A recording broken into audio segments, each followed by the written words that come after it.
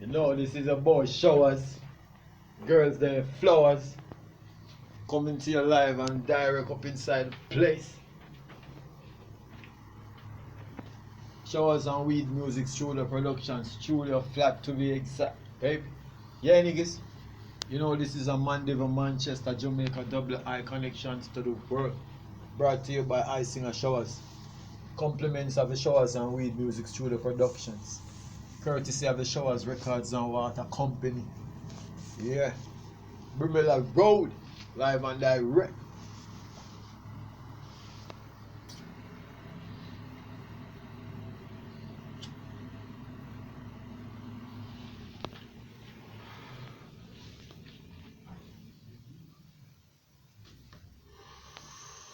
You know say me a pre-med things and me a follow things closely. Because me a expose a whole heap of things and me a reveal a whole heap of information. So I'm supposed to keep track of things. When me I hear and the follow up and the feedback them what me I get. And right that's what I just say it there way. Me send out one message. Me send out one message and me get a feedback. And more to elaborate on that message there a little bit. The feedback when me get a little bit on the message when me send out. Because this is serious and more people to understand say no joke business. That's why me stay up on top of it and I follow it up so closely. You see, me hear one argument. I refute me hear one argument to admit to what me say. Me hear one argument to admit to what me say. By refuting my claim. Imagine it admit what me I say now, but I refute my claim at the same time. Based upon the fact that what me saying is true, but they don't want to accept the blame and they don't want to take the responsibility for what I am saying. Because alright, look at this now. If I declare myself, and by declaring myself it makes you look bad, you are not going to admit to the declaration. You are not going to support the declaration. That's how it goes. So me understand say my declaration is not being supported, but it was not disclaimed by certain authority, by the relevant authority. It was not disclaimed, but it was not supported. Alright? But the fact of the matter is that regardless of you admitting to my claim to be factual by refuting it at the same time, it doesn't exempt that the reality does exist. Say living in Jamaica is a war zone. It's a war zone, literally a war zone. And you basically have to depend on your guard, you have to depend on your tiptoe. You have to walk chalk line in order to have a good record, so to speak. You have to walk the chalk line to have a good record. Because a police is supposed to look at you and say, oh yeah, I aim that. You understand? It should not be that they're questioning your status still. Basically because they don't have anything to close off and investigate in you, who you are, your whereabouts, so on and so forth, to identify you. Right? But it doesn't exempt the fact that Jamaica is a war zone. Right? It is a war zone. And every now and then the place erupt. Right? And what one have to do is to try and avoid when the eruption comes, their house is in the vicinity. So that's the reason why I am here stating my claim, defending my claim, because Jamaica is a war zone and the relevant authority says it's a war zone, and every now and then things crop up and people dies, right? And there's an element that does exist that it dormant until it get fed or it get water, It's like that. You have some root only shows up when rainfall. But during the dry time you don't see it. You think they're completely dead. There's an element exists that functions like that. That it arises when time it get fuel or supported or water. So basically it is obvious and it is evident. And it's not just obvious and evident to us here in Jamaica or the relevant authority. It's also recognized by the International Journalist Journalist Association. It also recognized internationally. America, Canada, London, UK, just to mention a few. And if I if I if I if I have to create a story, if I have to make a story about my situation or a situation, and the story that I've made, the story that I've compiled is it rivals your community standards, that's just too bad. You don't have to accept what I'm saying, but the fact of the matter is that it does exist. The reality does exist that Jamaica is a war zone. All right, this is the case, a scenario now where you don't need to take the story. You don't need to take the story and to politicize the story, or you don't need to take the story and politicize the story and take the story and capitalize on the story to create any kind of deterrent to prove that what you are saying is correct and what I am saying is not. Because I'm saying that there's sharks in the water, and you are saying, oh, it's a pond, it's a pool, it's a puddle, it's a lake. It's impossible for sharks to be living in it. And I'm saying to you, there's sharks in the water, sir, ma'am. There's sharks in the water, and you want to refute it. And I would just have one question to ask you. Have you swim in the pool? Have you swim in the pond? Have you ever swum in the lake before? Have you ever had any experience with what you swim alongside in the lake? And that would be no. So basically, you refuting the fact that sharks live in the lake, which is my story, don't exempt the fact that sharks live in the lake. So if 5 years ago Jamaica had been calm, it doesn't exempt that 5 years ago Jamaica was a war zone, and there's an element that does exist that lay dormant until something arose and you will not believe that you're living in Jamaica. Many times it happens in West Kingston, many times it happens all over the country. It's like an epidemic breakout, and then it gets calm. You who live in those ponds and those lakes and know the sharks and know where they live and know where, you just gotta know how to maneuver, get around to not being swamped by the lake. So if you see me now standing out here on dry ground saying that sharks is in the lake, you don't be saying that, oh yeah, you must be the sharks' friends, or you must be living or swimming with sharks, and because sharks nibble at your feet, now you're complaining and you was comfortable with the sharks. You don't know what you're saying, if that's what you're trying to say. Because sometimes you're placed in situations where you have no absolute control over the situation. You just gotta find a way to derail the situation, to get some kind of escape route to get away from it. You're not running away from nothing.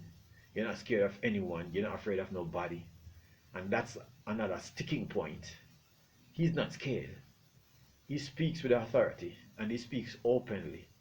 If he was in any kind of dilemma or situation, he would be speaking with bated breath and with speaking um, quietly and count his words. He wouldn't be so profound. It doesn't accept the fact that you don't have to be involved.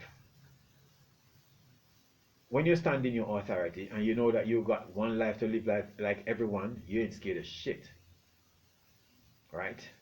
And you know that when a man is bust open, you see bile. And you don't just see it in one man, every man. And we're living in a world where we see eventually becoming to be a burying ground. Earth is complete. Earth is eventually becoming a burying ground because all things do is dies in it.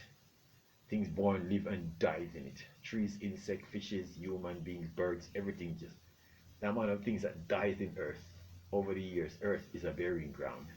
That's where we live. We live in a burying ground. So the fear factor and the unconsciousness of peace and tranquility, it does exist inside us. Some of us view it differently and experience it differently, but it does exist. You in your cozy little corner never had any experience with anything. You cannot see what I'm seeing or experience what I have experienced before. So before you go standing with affirmative action and you refute and are being convinced or are holding a conviction to you refute, to you refuting my claim, just remember that we exist in different worlds, even though we're living in the same world. And everybody experience is different. And if I had experience 5 years ago and I made a report about the experience I had 5 years ago, the report still stand.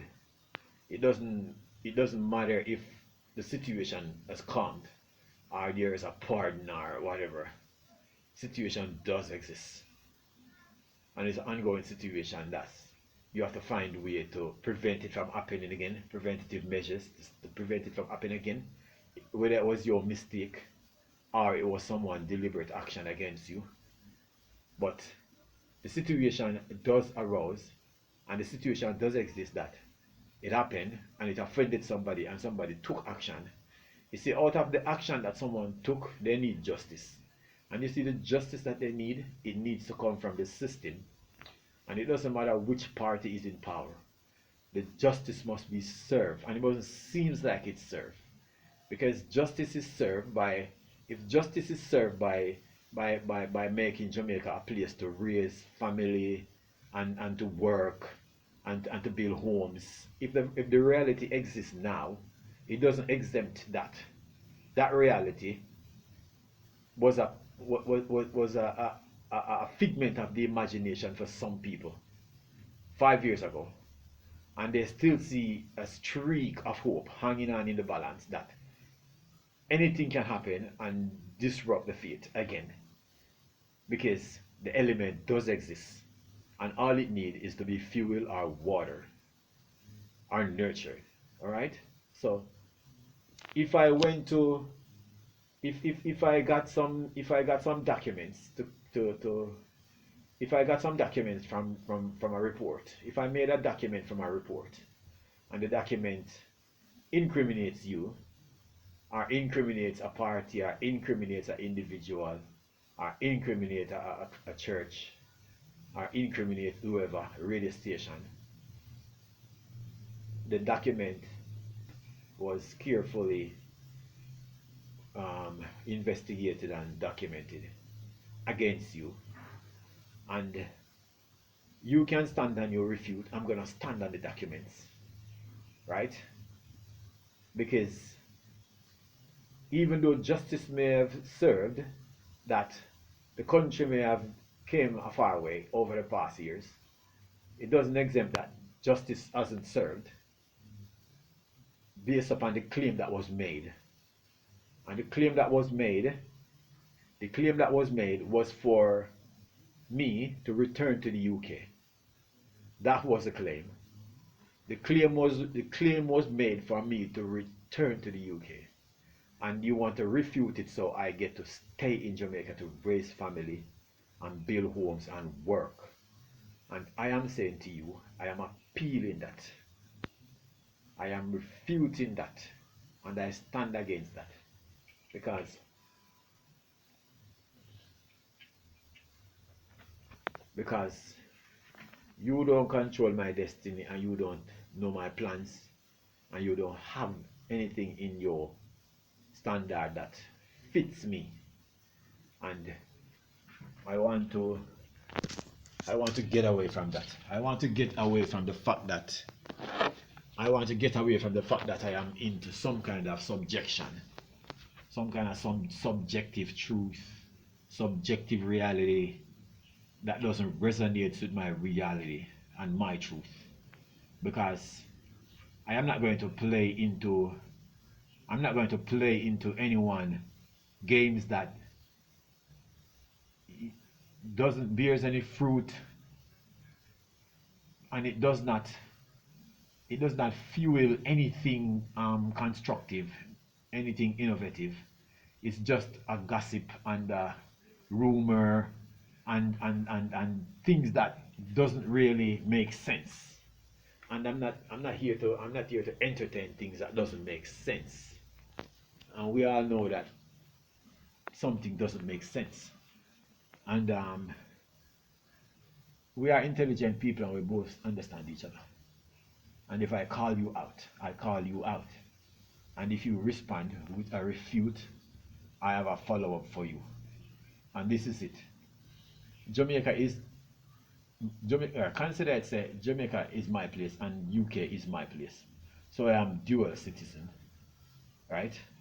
Because I have a Jamaican passport, I have a Jamaican identity, and I claim British identity. All right? And I hold fast to both of them.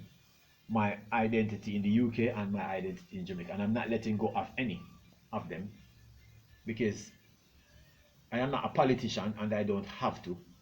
I am at my own will to do what I want.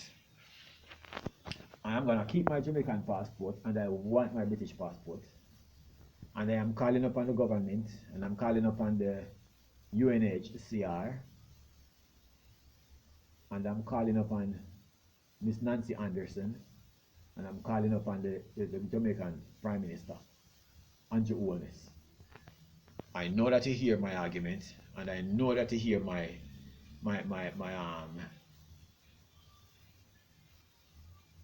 side of the story, and you carefully speak into it, and I understand what you did, and I'm saying, regardless of what you feel and what you have done, and you want to prove to the British government that, oh yeah, we're doing a good job down here and you don't have to worry about him, I am here to sound the alarm and ring the bell that the British government need to know and they need to be worried what is going on, because Jamaica is a war zone and they do not live into the pond like I do, and the government of Jamaica does not live into the lake where I live.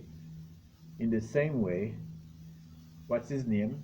Cyril Ramaphosa never knew that President Donald Trump and his administration knew what was going on inside of South Africa, even though it was not revealed to Cyril Ramaphosa because he lived into the lake, but he don't know what's inside of the pond in the same jurisdiction.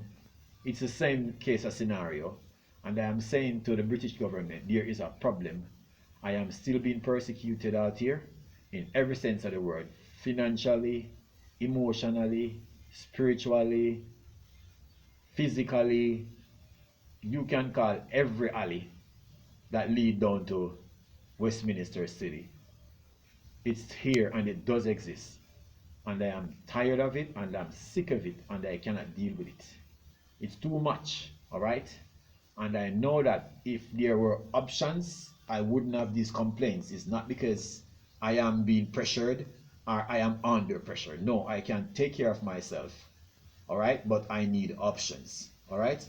And I need the system to open so I can clear my options. If I want to stay, I can stay. If I want to go, I can go. I don't want to be I don't want to be knowing that I am subordinated. All right, and that's where I'm gonna leave it until the next story comes about.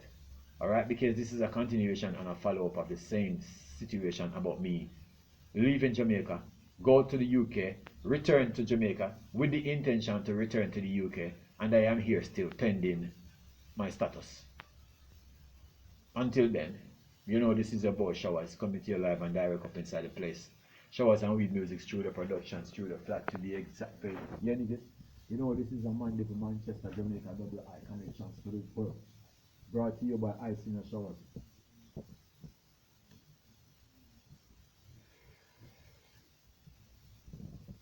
Courtesy of the Showers Records and Water Company, compliments of the Showers and Weed Music Studio Productions. Brumella Road, from Jamaica to London. Yard and Broad.